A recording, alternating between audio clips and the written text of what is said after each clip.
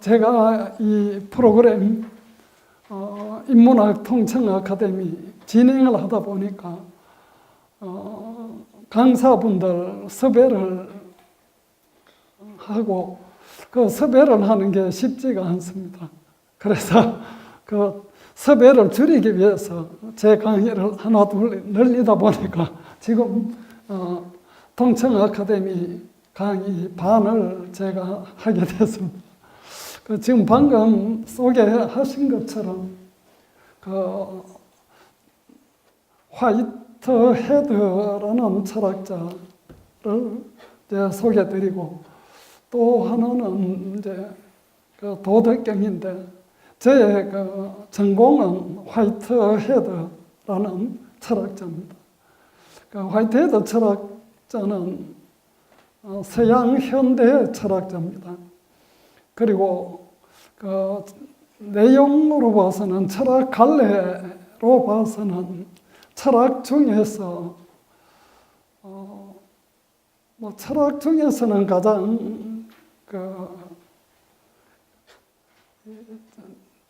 뭐라 그래야 되나 바탕 근거가 되는 형이상학 혹은 존재론, 우주론 다소 차이는 있지만 그 철학의 철학이라고 불리는 그런 거를 이제 그 화이트헤드가 그 형이상학자, 존재론자, 우주론자 이렇게 불립니다. 그래서 저는 이제 석사 박사 과정에서 그 화이트헤드를 전공했었고 또 그 우리나라 화이트헤드 학회 창립 멤버이기도 하고 그 몇 년 전에는 그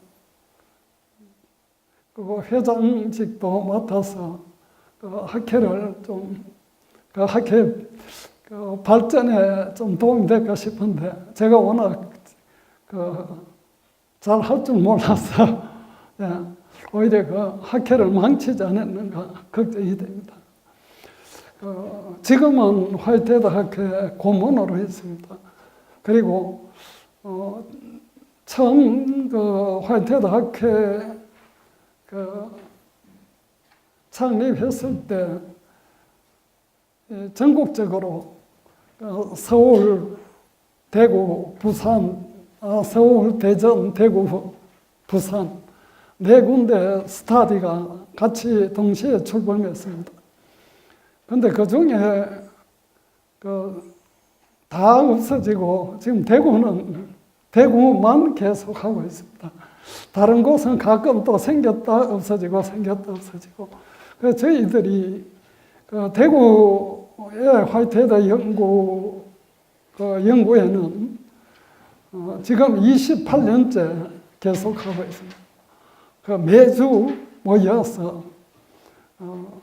처음에는 한 번 모였을 때 일주일에 한 번 할 때 4시간씩 이렇게 했는데 지금은 이제 1시간 좀 줄였고 아까 말씀드린 대로 화이트헤드는 서양 현대 철학자인데 제가 강의하는 주로 강의하는 건 노자 도덕경. 노자라는 사람은 동양 고대 사람입니다. 그래서 동양 고대하고 서양 현대를 이렇게 이어서 강의를 합니다.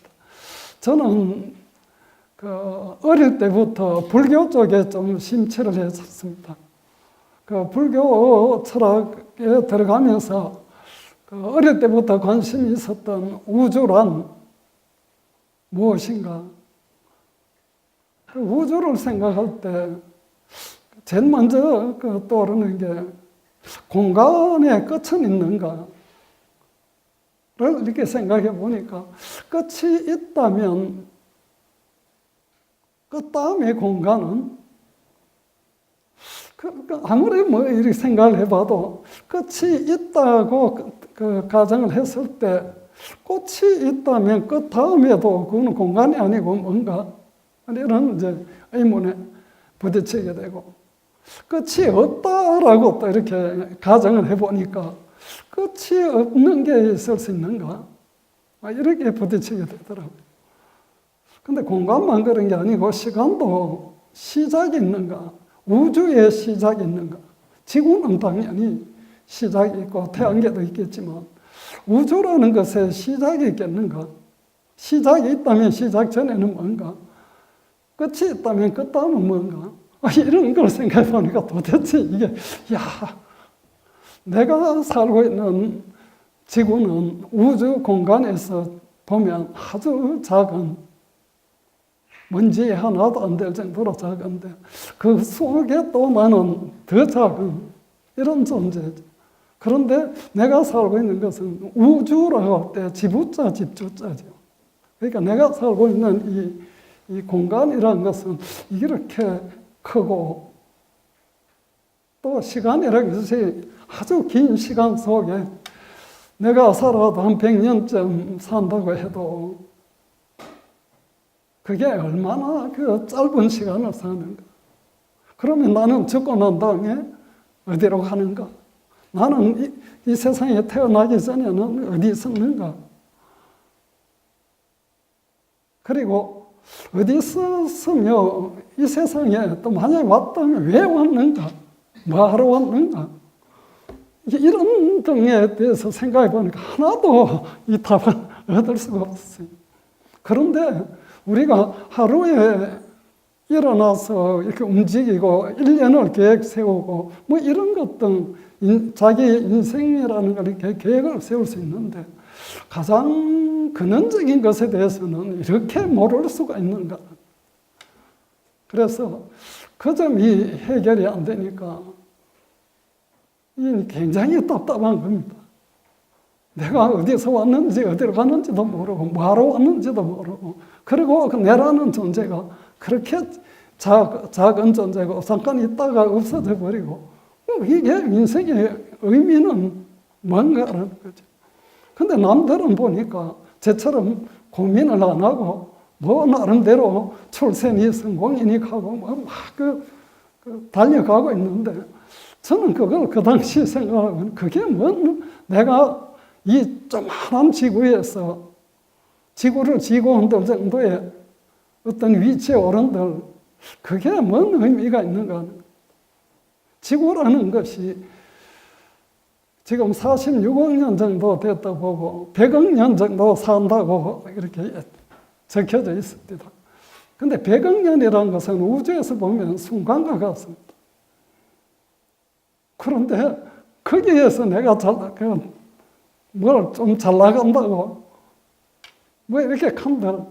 그게 어떤 곳에 조그만한 게 생겼다 금방 없어지는 그 안에서 내가 잘난 이 못난 이게 저한테는 아무래도 와닿지는 않았습니다. 그래서 이제 그런 것에 대한 답을 구하다가 우연히 집에서 이제 그 불교 쪽에 서적이라든지 이런 거하고 가까이 접할 수 있어서 이렇게 보니까 나름대로 그게 우주론이 있고 그 궁극적인 실제에 대한 어떤 이야기들 이런 것들을 보고 제가 갈망하고 있던 이런 것 등에 대한 대답이 얻어지는 것 같아서 아주 그냥 푹 빠져버렸어요. 제가 중학교 졸업할 때 전교 372명이었는데 제가 370등이었습니다. 그러니까 학교 공부에 대해서는 전혀 의미를 느끼지 못했어요.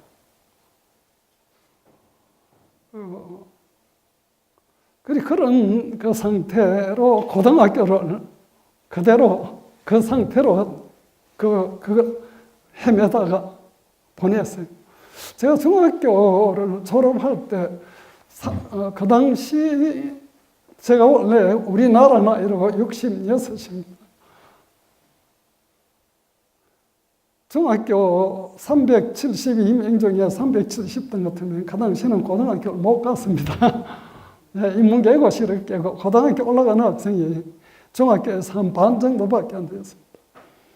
그런데 저는 그 성적을 갖고 인문계 고등학교를 갔습니다. 박정희 대통령 덕분인지 그 당시 교육부 장관 덕분인지 동계 진학제도라는 게 있었습니다. 그러니까 같은 그 바운다리 안에 같은 이름의 중학교, 고등학교가 있으면 그냥 무시험으로 그냥 중학교 4학년 올라가듯이 올라가는 제도였습니다. 저는 그런 제도 덕분에 인문계 고등학교를 가고 또 인문계 고등학교를 졸업까지 했습니다. 그러나 졸업은 했지만 성적은 바닥이기 때문에 대학 간다는 건 생각도 못했고 갈 수도 없었지만 대학을 갈 필요가 저한테는 없었습니다. 남들은 너무나 쉽게 뭐를 이렇게 향해서 의심 없이 달려가는데 저는 그런 게 안 되기 때문에. 그런데 제가 대학을 가야 되겠다고 마음을 먹은 계기 중에 하나가 저는 학교가 농띠였기 때문에 별로 학교 공부를 안 하고 수업 시간에도 제가 보고 싶은 책을 보거나 안 그러면 사색을 하거나 잠자거나 이렇게 좀 자유롭게 했었는데 국어 시간에 어느 구절 속에 로마 황제이기도 하고 철학자이기도 한 사람 아우렐리우스라는 사람의 명상록이 적혀져 있습니다. 근데 그 명상록에 그 어떤 구절이 저를 강하게 때리는 겁니다. 혹시 아시는 분도 계시 싶은데 무한히 넓은 우주 공간 속에서 내가 차지하고 있는 공간은 얼마나 작으며 영겁의 시간 속에서 내가 차지하고 있는 시간은 얼마나 짧은가. 이 구절을 보고 이거 내가 생각하고 있었던 것을 내보다 앞서서 어떤 선배가 생각하고 있구나. 그럼 나는 이제 헛생각만 하고 있는 것이 아니구나. 이런 생각을 했어요. 근데 아우렐리우스가 누군가고 이제 찾아보니까 로마 황제이기도 하지만 철학자라는 것입니다. 그래서 그때 제가 철학이라는 것을 듣고 대학에 철학과가 있다는 걸 알았습니다. 그때 이제 처음 대학을 한번 가볼까 하는 의욕이 생겼습니다. 어쨌든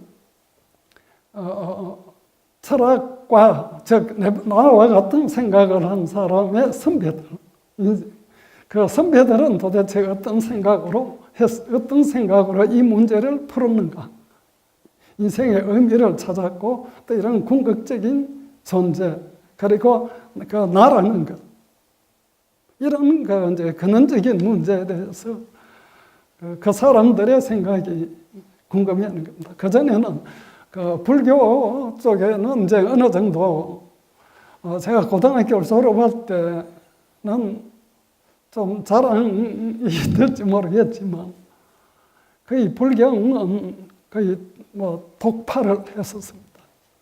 학교 공부는 하나도 안 하고 그쪽에만 했었으니까. 그래서 내가 가지고 있는 불교 실력이 어느 정도 되는지 한번 알아보기 위해서 우리나라 큰 절에마다 다니면서 큰 절에 작은 절도 그렇지만 큰 절에는 특히 학성이 있고 또 외부에서 오는 이런 제 같은 사람 질문하면 답변을 해주는 스님들이 계셨습니다. 그래서 그분들하고 질의응답 형식의 이야기를 해보니까 그 사람들이 제 질문하고 제가 공부했는 데 대해서 오히려 막히는 거예요. 정말 그때 제가 느낀 게 이 스님들이 정말 공부를 안 하는구나. 그리고 공부를 하는 것이 서적만 갖고 되는 게 아니고 그게 이 명상과 사색의 깊이 이런 어떤 것들이 요구가 되는데 이분들은 우선 그리고 논리성도 있어야 되고 이런 여러 가지들이 복합적인데 그래서 한편은 스님들 중에 또 제가 도움을 받은 분들도 있고 한편은 참 공부를 안 하는구나 하는 생각도 있었고 또 한편은 제가 지금 이렇게 알고 있는 이것이 예상외로 꽤 높은 수준에 가 있구나 이렇게 이제 알게 됐습니다. 그리고 이제 대학에 철학과를 가서 그때부터는 이제 본격적으로 도서관 생활을 했죠. 도서관에 가니까 영어로 된 책이 있고 또 그 당시 제가 때는 일어로 된 책들이 많았습니다. 그래서 그 원서를 읽기 위해서 다시 영어 일어를 공부를 했습니다.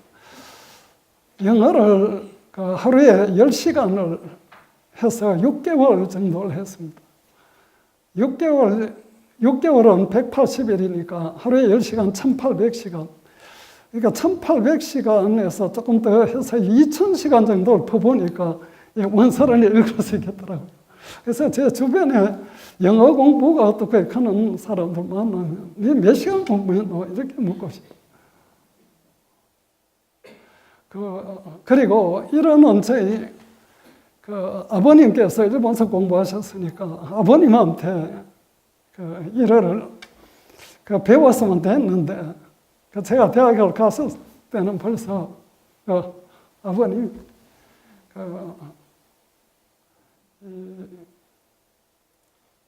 뭐라 그럴까 제가 그런 배울 자세가 너무 늦게 돼갖고 참 아쉽게 그래서 이러는 학원도 다니고 다른 분들 돈도 좀 받고 이렇게 해서 이제 일어하고 영어를 원서를 읽을 정도로까지 이제 공부를 조금 했었습니다. 그리고 하루에 18시간씩 그러니까 영어 공부할 때는 영어 10시간 나머지 철학 8시간 이런 식으로 어쨌든 하루에 18시간을 계속 했었습니다. 그리고 18시간 공부하고 이렇게 누워서 딱 잠들기 전에 오늘도 1초도 헛됨이 없었다. 정말 그 가슴 뿌듯한 그걸 느꼈습니다. 그러니까 학교에서는 자연히 장학생도 되고 제가 영남대학교를 늦게 공부를 했어요. 들어가서 참마도 하고 뭐 이런 형식의 이게 돈도 받고 그리고 이 교수님들 이렇게 대학니까 교수님들도 저놈은 좀 장애성이 있다든지 그리고 같은 동료들 만나도 저는 시간이 하루에 18시간 공부를 해야 되기 때문에 빡빡한 상태니까 회식 뭐라 합니까 학생들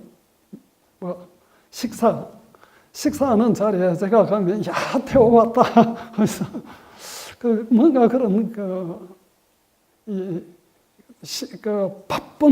바쁜 놈이 왔다 하는 이런 이제 이야기 듣고 어쨌든 대학교 가서 이제 제가 혹시 불교 쪽에 너무 빠져 있는 것이 아닌가 그래서 대학을 가고는 이제 불교 쪽은 제쳐두고 이제 다른 철학들을 계속 했었습니다. 오늘 제가 제 이야기를 말씀드리는 이유는 용하게 처음 이제 오신 분, 처음 뵙는 분들이 많으니까 수성서 오신 분들은 제 이야기를 전에도 들어보셨고 또 혹시 2번, 3번 들을 수도 있습니다. 그래서 이 서양 철학들을 공부를 해보니까 동양 철학에서 접할 수 없는 명정성, 즉 논리 이게 나중에 공부해 보니까 바로 아 선생님 덕분인데 아리스토텔레스라는 철학자가 지금부터 2400년 됩니까? 논리학이라는 것을 만들었죠. 아리스토텔레스 논리학이 얼마나 잘 만들어졌는가 하면 아리스토텔레스가 그 당시 생각했던 틀이 지금부터 불과 그 틀을 넘어간 새로운 논리가 나온 것이 지금 몇백 년이 안 됩니다. 그러면 그 철학이 2000년 이상 그대로 변하지 않고 학문을 하는 사람은 당연히 해야 되는 툴로서, 도구로서 쓰였던 겁니다. 그래서 이 아리스토텔레스 논리하고 그 다음 중세를 거치면서 그 암흑시대라고 보통 이야기를 하지만 실제는 이 학문적으로는 그 상당히 진전이 있었습니다. 특히 이건 치열한 논쟁도 있었고 또 우주론, 존재론 이런 데 대한 이 당시 그 중세 철학은 가톨릭 철학 혹은 그리스도교 철학인데 이 그리스도교 교부들이나 또 그 당시 이런 분들은 생활에 별 구애를 받지 않는 분들입니다. 그러니까 전념할 수 있었습니다. 대부분 전념의 방향은 신존재 증명이나 어쨌든 자기가 믿고 있는 그 신이라는 것은 바로 궁극적 그 존재에 대한 그 치열한 논쟁이 있었죠. 그러니까 이쪽 분야 존재론 쪽으로는 나름대로 이 중세 시대 때 진전이 있었다고 봅니다.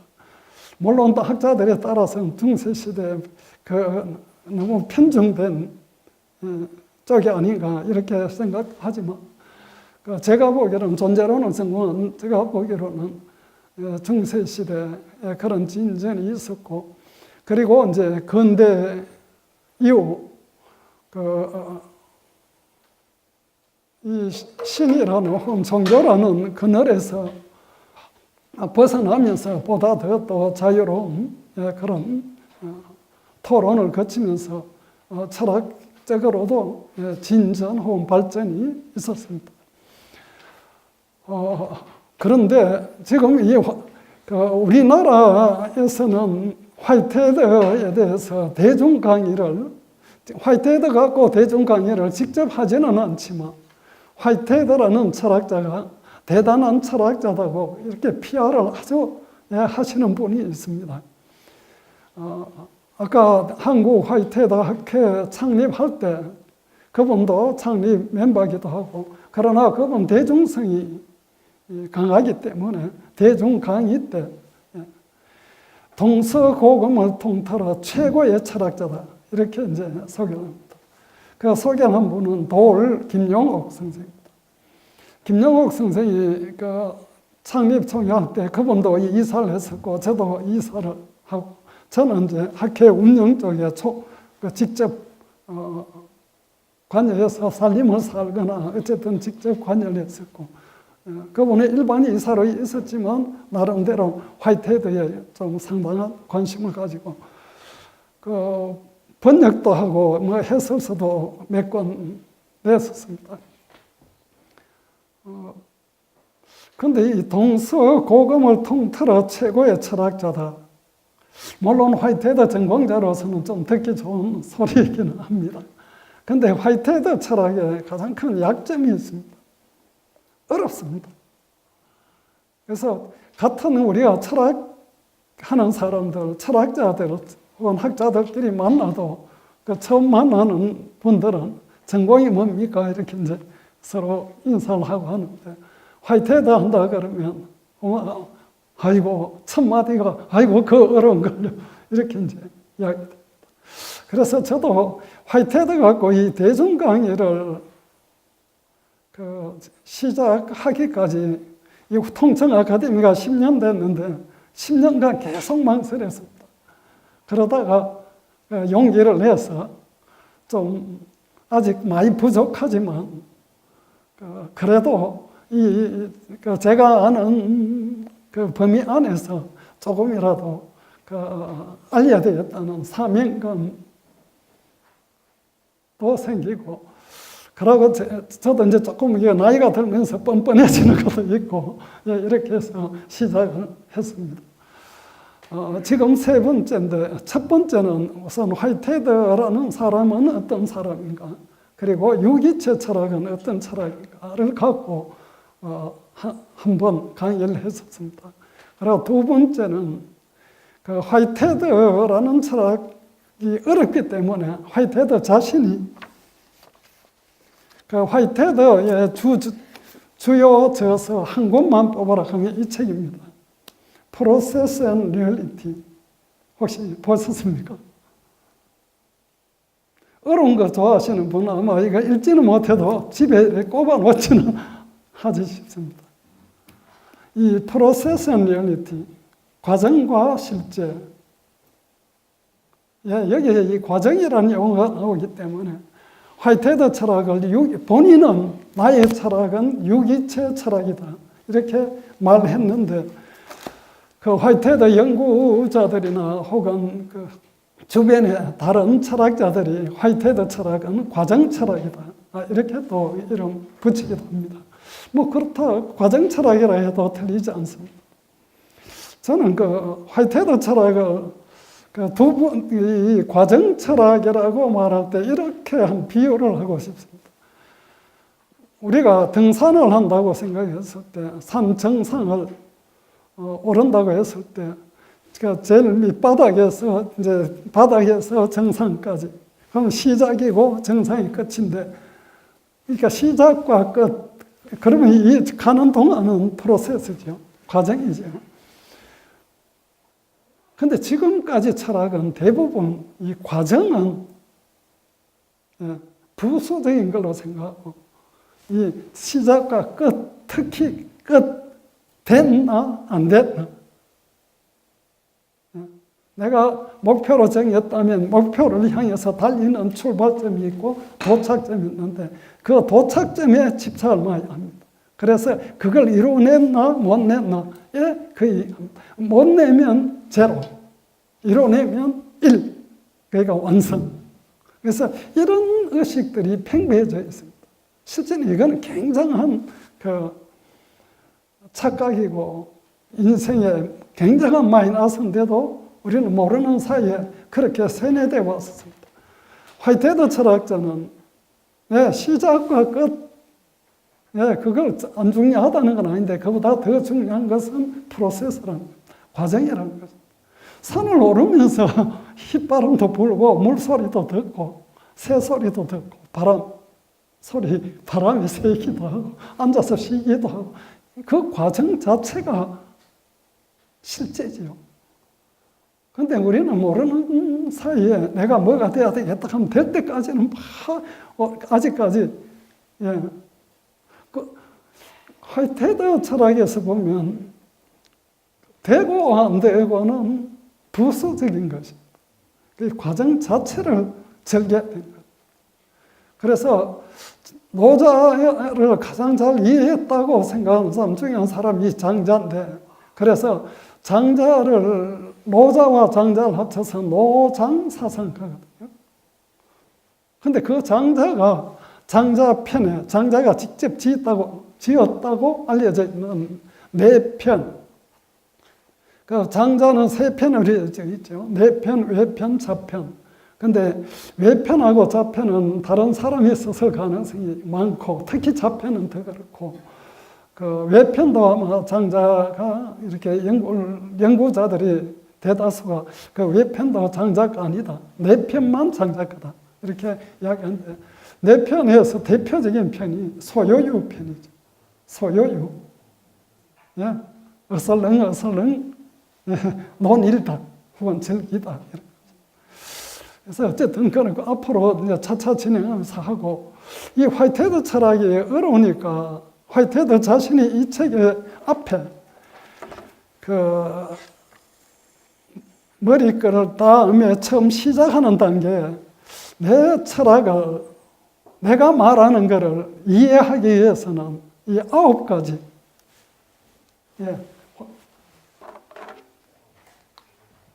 화이트헤드 유기체 철학을 이야기해 거부되어야 할 널리 보급된 사고 습성과 오류 이거를 여기에 빠져 있어서는 안 된다는 것입니다. 그러니까 9가지 늪에서 빠져나와야 내 말을 알아들을 수 있다는 거죠.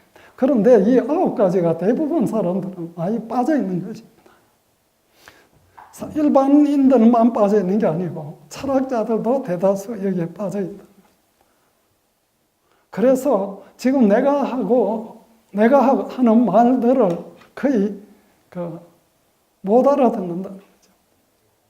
그래서 이 9가지를 했는데 제가 이제 한 번 강의할 때마다 한 가지씩 합니다.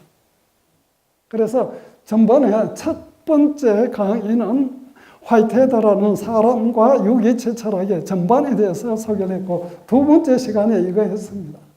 사변 철학에 대한 불신. 그걸 전번에 했었고, 오늘은 요거 명제에 충분한 표현으로서의 언어에 대한 신뢰. 그러니까 신뢰가 오류다 하니까 신뢰하면 안 된다는 것입니다. 근데 너무나 많은 사람들이 언어에 대한 과도한 신뢰를 하고 있다는 거죠. 그래서 이 언어에 대한 과도한 신뢰를 줄여야 언어라는 것의 한계, 또 언어라는 것이 이렇게 다른 길로 오도할 수 있다는 것, 이런 것들을 알아야 그 진리라든지 또 보다 정확한 궁극적 실제 혹은 실제에 다가갈 수 있다는 것입니다. 우리는 언어라는 것에 막혀서 거의 다 거기에 빠져버리고 진리를 잃어버린다는 것입니다. 물론 여기 계신 분 중에 종교인들은 그렇지, 언어 갖고는 안 되지, 자꾸 뭐 따지지 마, 믿어, 이렇게 이제 이야기를 합니다. 물론 무조건 믿으라는 것은 아닙니다. 나중에 지금 이제 이야기를 하겠지만 철학은 언어로 이루어져 있습니다. 그래서 화이트헤드가 오늘 말한 이 명제에 충분한 표현에서의 언어에 대한 신뢰, 지나친 신뢰를 해서는 안 된다고 말한다고 해서 화이트헤드가 언어는 필요 없는 것이다, 언어 도단, 그리고 불교의 선종에서 말하는 말을 버려라, 이런 말은 아닙니다. 화이트헤드는 언어도 제대로 된 언어를 사용해 가야 된다는 것입니다. 그럼 무엇이 제대로 된 언어고 무엇이 방해하는 언어인가, 이런 것들을 제대로 알아가자는 것입니다. 화이트헤드가 이 옥스퍼드 대학에 근무했었고, 런던 대학, 또 거기 있다가 63세가 될 때 미국 하버드 대학 초청을 받아서 하버드 대학의 교수로 옮겨갑니다. 그래서 영국의 학자였다가 이제 미국으로 63세 옮겨갈 때 하버드 대학 철학과 교수로 갑니다. 그럼 영국에 있을 때는 수학, 물리학 쪽의 교수였습니다. 그리고 왕립협회, 그러니까 당대의 최고의 수학자였습니다. 그래서 보통 화이트헤드를 이제 수학 쪽에서 많이 이렇게 알고 있을 정도로 수학과 특히 과학, 당대의 화이트헤드가 상대성 이론이라는 그걸 주장했을 때 당대 과학계 잘 아시는 아인슈타인의 상대성 원리가 발표가 되었습니다. 그러니까 세상의 학자들 사이에서는 그럼 저 화이트헤드가 말하는 상대성 이론하고 아인슈타인이 말하는 상대성 원리는 뭐가 다르고 뭐가 같은가? 둘 중에 그 말이 이렇게 보면 다른데 누가 틀리고 누가 맞는가? 이런 좀 우리나라 이택의 기대성 사이에 그런 논란이 있듯이 이 두 사람 사이에 그런 논의들이 있었습니다. 그래서 둘이가 만납니다. 만나서 상대성에 대해서 서로 논의를 합니다. 논의를 하고 제가 박사한 논문이 화이트헤드의 상대성 원리입니다. 그래서 둘이가 상대성에 대해서 깊은 논의를 하고 어떤 부분은 같이 이제 동의를 했고 어떤 부분에 대해서는 이제 서로 이제 평행선을 끄면서 대담 끝이 났는데 세상에 알려지기로는 화이트헤드가 지고 아인슈타인이 이겼다, 이렇게 이제 결판이 난 걸로 되었습니다. 그런데 실제는 그렇지 않습니다. 제가 화이트헤드를 전공하니까 이제 옹호한다고도 생각하실 수 있는데, 아인슈타인이 화이트헤드의 상대성은 철학적 상대성이고, 아인슈타인은 과학적 상대성인데, 이 차이가 있는 것입니다. 철학적 상대성은 형이상학, 아까 제가 말씀드린 존재론을 이미 깔고 있는 상대성입니다. 제가 얼마 전에도 학회지에 화이트헤드 상대성 원리와 노자의 사상을 비교한 논문을 발표를 했었습니다. 그리고 지금 화이트헤드하고 아인슈타인은 대단한 업적을 남기고 또 그런 수준의 상대성까지 간 거는 맞지만, 일반인들은 상대성 하면 아인슈타인을 떠올리죠. 실제는 상대성은 역사적으로 굉장한 오랜 역사를 갖고 있습니다. 아리스토텔레스도 상대성 원리를 했었고, 예, 그 이후 수많은 학자들의 상대성을 주장해 왔었습니다. 그리고 잘 아시다시피 코페르니쿠스 지동설도 상대성 원리에서 나옵니다. 그래서 이런 큰 과학이나 학계의 이건 변환이 일어날 때마다 상대성이 그 속에 들어가서 세상을 바꿨습니다. 중국의 사하로프, 사하로프는 이제 러시아의 뛰어난 학자고 러시아로부터 망명 가는 사람인데, 중국에도 팡리지라는 사람이 있습니다. 그래서 보통 중국의 사하로프다 이렇게 이제 불리는 사람인데, 이 팡리지가 이런 이야기도 했습니다. 세상의 세계의 역사는 상대성의 역사다. 그러니까 이 보다 상대성이 알려지는 만큼 세상 바뀐다는 거죠. 그러면서 팡리지 지은 책을 제가 이제 상대성으로 박사 논문을 쓰겠다고 마음 먹고 무조건 교본 원고에 가서 상대라는 글자를 쳐갖고 있는 책은 다 구입했어요. 어느 쪽에는 가리지 않고 상대성 하니까 좀 줄고 상대라는 글만 들어가면 다 사다 놓고 검토 다 해봤어요. 근데 사람들이 상대에 대해서, 상대성에 대해서 굉장히 좀 오해도 많고 또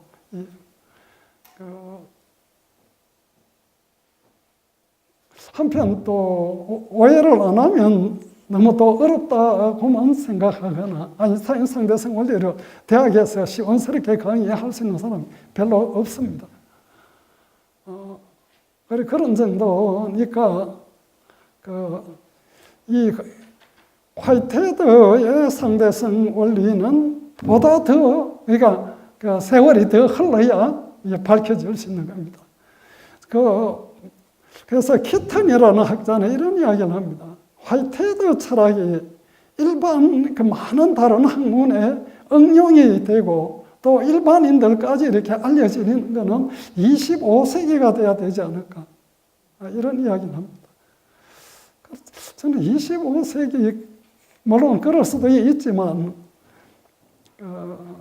이 화이트헤드라는 이 철학은 지금까지 철학에 있어서 방향에 많은 뒤틀림이라 그럴까? 지금까지 있었던 그하고 많이 다르기 때문에, 그런데 이해하기가 힘든데, 다행스럽게 혹시 오늘 여기 계신 분이 화이트헤드 철학을 공부 한번 해보겠다고 하면 좀 이런 화이트헤드가 과정과 실제 앞에다가 이런 이야기를 합니다. 내 철학을 이해하려면 서양 사람들보다 동양 사람이 유리하다 했습니다. 왜냐하면 동양 철학은 이미 유기체 철학입니다. 지금 제가 왜 노자 도덕경을 하는가 하면 바로 유기체 철학이었던 것입니다. 주역도 그렇습니다.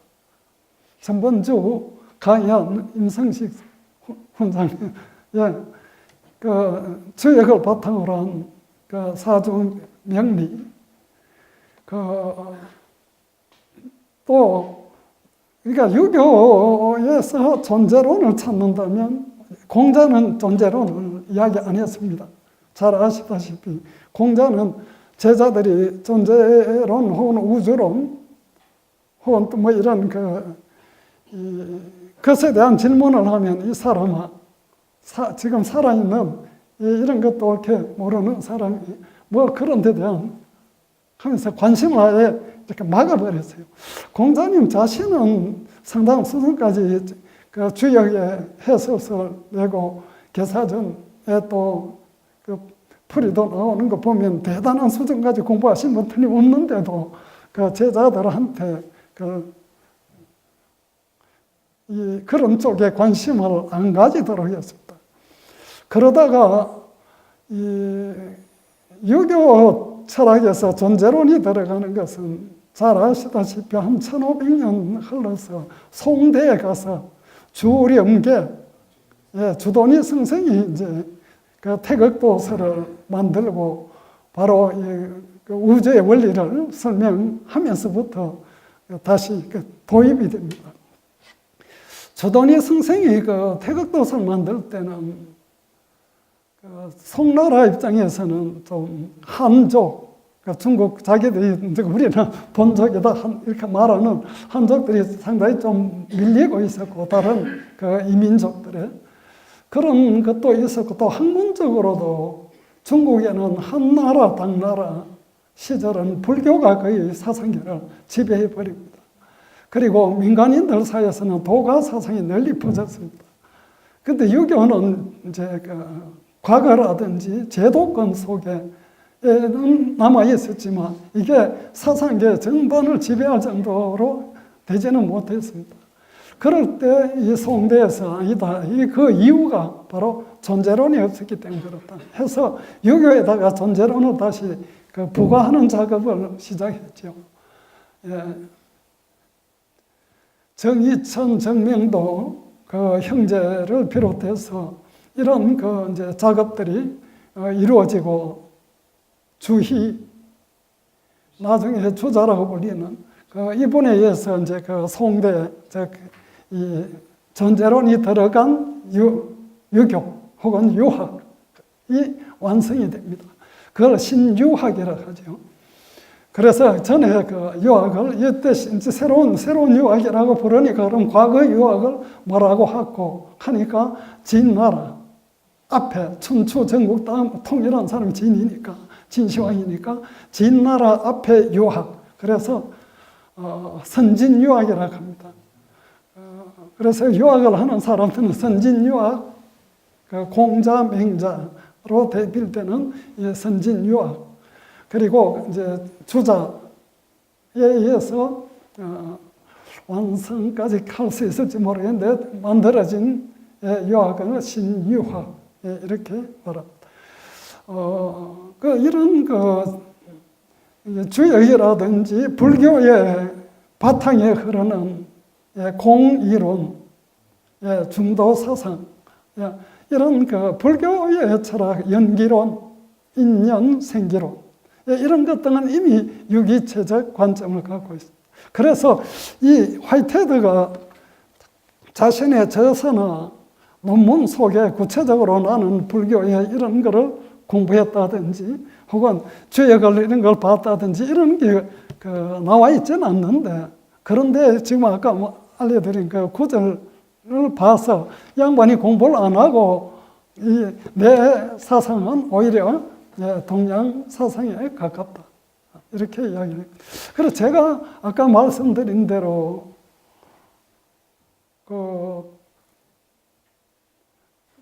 고등학교 다닐 때부터 혹은 중학교 때부터 이 불교 쪽을 공부를 하고 어느 수준에 가 있다가 특히 공이라든지 그런 것만 갖고 끊임없이 생각을 했었거든요.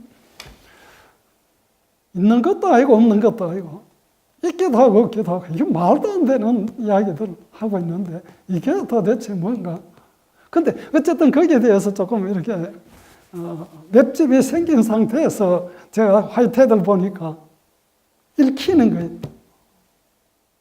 그러니까 오히려 서양 철학만 했는 사람들은 이게 읽기가 어려운데 저처럼 이런